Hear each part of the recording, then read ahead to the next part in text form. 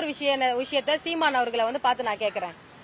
அவர் நான் கேக்குற கேள்விக்கு அவர் பதில் சொன்னார்னா அரசியல் ரீதியா அவர் எதிர்க்கிறதும் விட்டுடுறேன், அவரை பத்தி இனிமே நான் என் வாழ்நாள பேசுறதும் விட்டுடுறேன். யாக்கோப்பர் எங்க பிறந்தாரு? யாக்கோப்பர் அவருடைய ஊர் எது? அவர் எந்த மாநிலத்துல பிறந்தாரு? அவருடைய குல தெய்வம் என்ன? இந்த நான் கேக்குற ஒரு கேள்விக்கு சீமான் அவர்கள் பதில் சொன்னார்னா நான் இந்த அரசியல் களத்துல நான் சீமானை இதோட விமர்சனம் பண்றதை நான் விட்டுடுறேன்.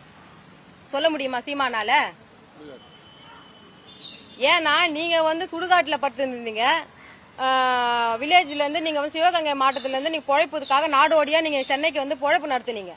பொழைப்பு நடத்தல இடத்துல நீங்க நாடோடி கூட்டத்துக்கிட்ட பணத்தை வாங்கிக்கின்னு இன்னைக்கு தந்தை பெரியாரை பத்தி அவ்வளவு இழிவு செஞ்சு பேசுறீங்க.